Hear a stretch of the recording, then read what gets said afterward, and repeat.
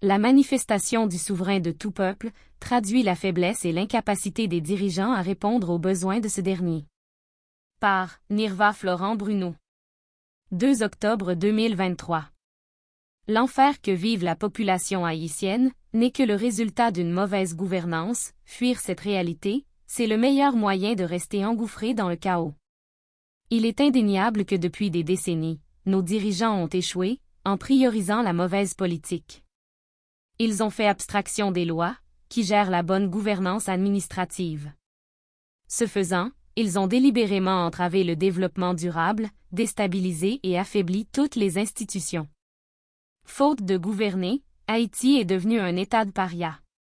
La manifestation du souverain de tout peuple traduit la faiblesse et l'incapacité des dirigeants à répondre aux besoins de ce dernier.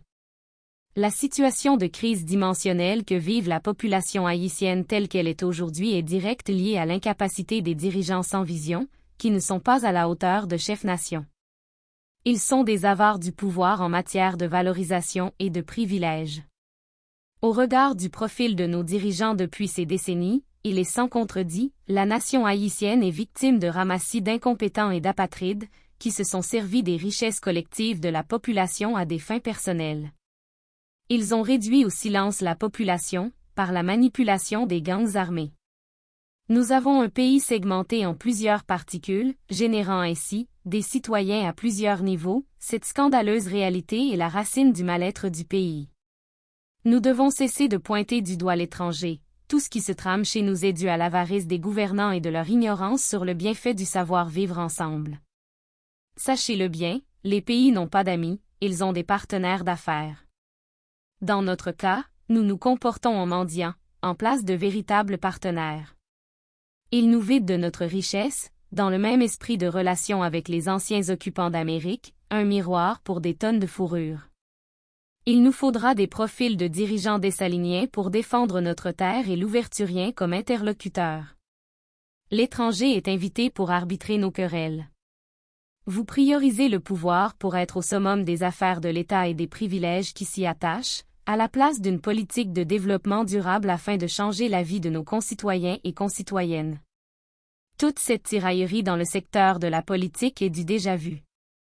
Nous ne sommes pas à notre premier débarquement d'étrangers armés, pour rétablir la paix et amorcer un développement durable pour la population.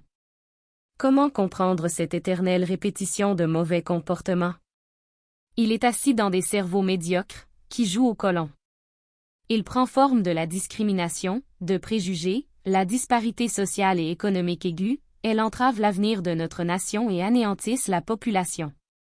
Le passé est une école riche de formation, mais très malheureusement, la société haïtienne souffre d'un handicap sévère, l'Alzheimer. Tout peuple a des récipiendaires, dans lesquels il vient se ressourcer, leur histoire, leur culture. Nous avons aujourd'hui un peuple acculturé et qui puis s'instruit de son histoire par des œuvres produites d'étrangers, assez cocasses. Comment construire une nation ayant une fondation aussi fissurée?